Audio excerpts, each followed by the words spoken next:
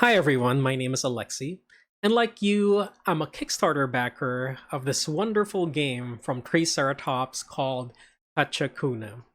I also happen to be an avid user of Tabletop Simulator, so ever since this pandemic hit us, my board gaming life, much like yours, I imagine, has never been the same. I basically have not been able to gather with friends and family ever since March, ever since they started quarantine because of social distancing, right? And I found that the digital platforms out there, Tabletopia, Tabletop Simulator, Board Game Arena, and all of that was a welcome, alternative to physical gaming. But I really gravitated towards Tabletop Simulator because not only did I enjoy playing games in the platform because I found it the most intuitive and the most powerful of all the platforms, but the more I used it, the more I became obsessed not with playing games on the platform, but rather making games on the platform. I just found it super, super rewarding, and it really, I guess, helped scratch that itch that was missing because I was missing all of these board games, like the puzzliness of putting together something within a digital platform was really, really rewarding to me. So when the Pachacuna Kickstarter campaign ended, I immediately reached out to Mark and Sam and asked if they would be interested for me to port Pachacuna into Tabletop Simulator. And thankfully, they were very welcoming, they were very trusting, and they basically said, yes, here are all our assets. And even though I was just a stranger, they were very, very kind, very, very trusting with me. And yeah, basically been able to collaborate with them the last couple of weeks and getting this thing produced and ported as quickly as possible. And what you see in front of you is the result. So yes, enough talking, and I'll just show you the mod, right? So as you can see, there is an actual physical box of Pachacuna in the mod itself. So I know this is not necessary, and a lot of other modders will probably crucify me for this, right? Because it's so unnecessary, right? But that, I guess, is my unique approach to making tabletop simulator mods, right? I really want the mod to be as close to the real deal as possible. And being as close to the real deal means having a box for me, right? Opening the box is an important experience, is an important part of the experience of board gaming, in my opinion, because that's where board gaming starts, right? That's where the game starts. It's not when you actually start playing the game. Rather, it starts from opening the box and then somebody explaining the rules and then everybody playing. And so that's why I wanted the box to be present within the game, and I wanted to even take that a step further and have all of the components come from the box. So yeah, other modders would probably say I'm crazy for doing that because it is a lot of work, additional work, unnecessary work, I would say. But I just thought it was just gonna heighten the experience more and help really immerse players into the physical game, or at least a digital game, as much as possible. Because let's face it, digital games are never going to be as good as physical games, right? So I take it upon myself as somebody who creates digital games to, bridge that gap as much as I can and make the digital game as close to the physical game as possible. And part of that is having the box of the game there and have nothing else, because that's exactly how you would start a gaming session. And I really think it helps heighten the experience. But, don't let my words convince you. Let's just see how it actually goes. So as you can see, there's very minimal anything when you open the mod, and all it says is "Open me," the box. So a little nod to Alice in Wonderland there. So yeah, let's do it. Let's open it and see what happens. And you just need to drop the box on the table, and it'll give you a little message. Please wait while we set the game up. And there you go. There's even rules there. Here are the goods being placed for you very neatly. So for those of you with OCD, which I have a little bit of, you'll be happy that everything's arranged very neatly. So the hex frame will be formed for you. And yeah, the hexes will be placed in the correct, precise position as the template that Treeceratops will provide you. And of course, the flags will be set up, and the llamas will be set up as well. So there you go. Wasn't that satisfying? And of course, the lid of the box goes back, just so that everything is neat and orderly, and you can have this like feeling of zen before you start the game. And of course, the setup is done automatically for you. So sometimes the white player will be on this side, sometimes the black player will be on that side. So it's all randomized as you would in a real game. And of course, the flags will be set up for you randomly as well. They're drawn randomly from a shuffle bag, placed there and placed properly. So if you've read the rules for P'achakuna yet, you know that a flag with two particular goods cannot be placed in a village of the same color. And at the start of the game, none of these flags can have white on them, which, as you can see, none of them are white. And of course, now the problems start to creep in, right? So that's all cool, setting it up and everything, but there are certain ergonomic challenges in P'achakuna that I really wanted to tackle in Tabletop Simulator, and that's part of the reason why I reached out to Mark and Sam, because I really wanted to see if I could solve these problems. And what are these problems exactly, right? So in a digital board game, loading something on top of something, especially this precisely like in this llama, is very difficult. I doubt you can do that in Tabletopia, for example, but thankfully in Tabletop Simulator, it can be done because of scripting and coding, and I was able to do that. So for example, you have this llama, right? Let's just take this one as an example. All you need to do is drop the good anywhere, just touching the llama, and it'll load it for you automatically. Let's watch that again, okay? You can even drop it on the head if you wanted to, and it will go to the precise position every single time. So you can even rotate the llama however you want, and just as long as the good is dropped on top of it, it'll be good. Isn't that great? So that's one of the challenges that you would have in a digital board game, but thankfully, it's no problem at all in this Tabletop Simulator mod. Now, the other thing, of course, you will be trading these goods as you move around the board and whatever, right? So you can go, for example, where can we trade? Aha! Here we go. We can trade in this village, for example. Let's say my llama was able to go here. I'll trade my red, and you can as easily take the good out as well. That's very, very easy to do. And then you put your good, your traded good, into your score slot, which is one of the other things that would be difficult to do.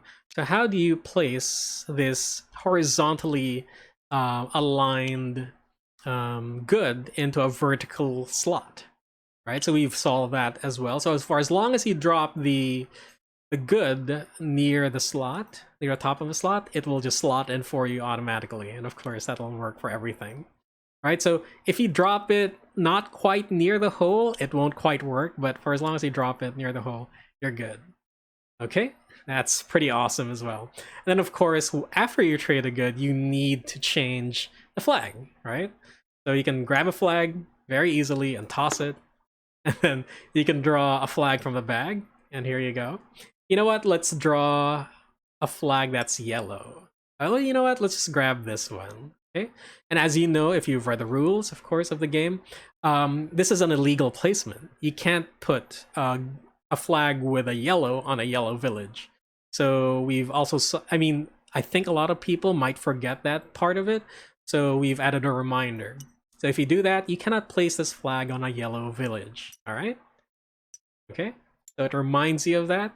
So, but if you do have a legal placement like this one, just drop it near the slot, on top of a slot, and it will slot it in for you. Very neatly and very satisfying, in my opinion. And that's cool, right? But of course, the main thing about the game is the hexes.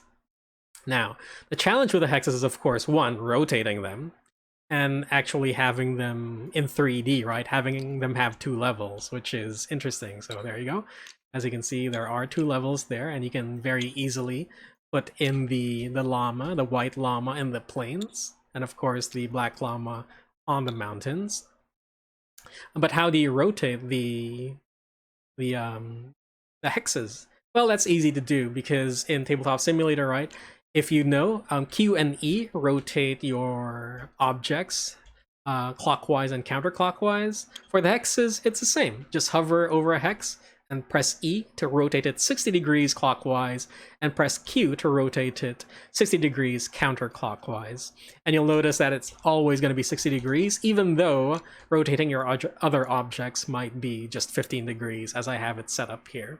So that's super, super cool. Sometimes you're trying to pick up your llama, right? But by mistake, you pick up a hex instead. But in the Tabletop Simulator mod, in this Tabletop Simulator mod, you don't need to worry about that because the hexes are actually locked in place, which is very convenient because a lot of times even I picked up a hex instead of picking up a llama, which is really frustrating. And we want to minimize all of that frustration as much as possible, because that kind of frustration will not actually happen in the physical game, right? So we wanted to capture that in the mod as much as possible.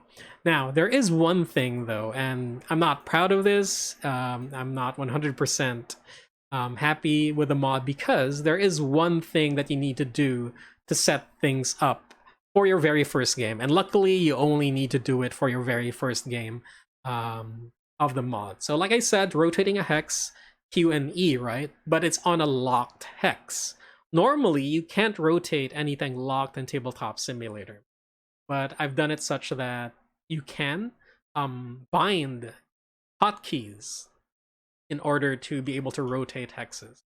So in order to do that, there is this little reminder for each player that's included in the box. And of course, this won't be in the real physical game, right? Only in this digital version. So it says, read me before your first game. Basically, this just tells you to set up your hotkeys for rotating hexes, which is very important because that's the first move that you do during your turn. So we don't need to look at it. I'll just demonstrate what you need to do for you. So you just need to go to options. So you need to do this for both the host and whoever it is you're playing with. You have to go to game keys, right? And then you'll have these. So I can just reset. What you'll see at the beginning is this. So your controls, your P'achakuna controls, are set to nothing right now. But all you need to do is basically, as you would in any software, set the hotkeys. So rotate hex clockwise. You can put any key here, but it is recommended that you use E, because for everything else that you rotate, it is E. And then rotate a hex counterclockwise, you use Q, because again, that is what you use to rotate anything else in Tabletop Simulator. Just so that, you know, it's just one key to rotate counterclockwise, one key to rotate counterclockwise, sorry. Yeah, so there you go. And it won't be confusing for you as you play the game. And yeah, that's basically it, really. And hopefully you do see how I really wanted to make this game feel like the physical version as much as possible and function like the physical game as possible. So I do treat form and functionality in equal measure. So I showed you the functionality earlier with the rotations, with loading your goods on your llamas and everything. And I hope you see that the form is also very close to a real board game as possible.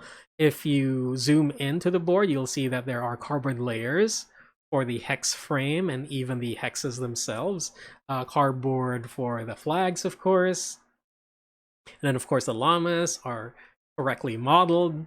And then if you... This is a more subtle thing, right? But if you see that, there is linen finish on all of those cardboard components. You can see there some texture when the light hits it just the right way, as it would in real life. You know, I know it's a really subtle effect and it makes the game heavier and other modders wouldn't bother, but I really think that the effect is cool and adds to that experience, right, for the game. And you'll also notice the same effect for the box, which has a linen finish. Now, do know that I don't know if the components in the final game will have a linen finish, but for the digital version, they do have a linen finish because it just adds, you know, a little bit of realism to it. And so the player will feel a little bit more at home especially those who are, a little allergic to playing digitally. I hope that all of these little touches will help immerse them into the board game in the digital version as they would in the physical version. Yeah, even the bags are custom. And these are the textiles that Mark and Sam use for the game as well. So all of those touches hopefully will make for a very good digital experience for P'achakuna for you guys. And I would really love to hear your thoughts. So please do let Mark, Sam, and the rest of the Treeceratops team and I know how you feel about this particular mod. And let us know if you like it, if you don't like it, or whatever else that you want to let us know.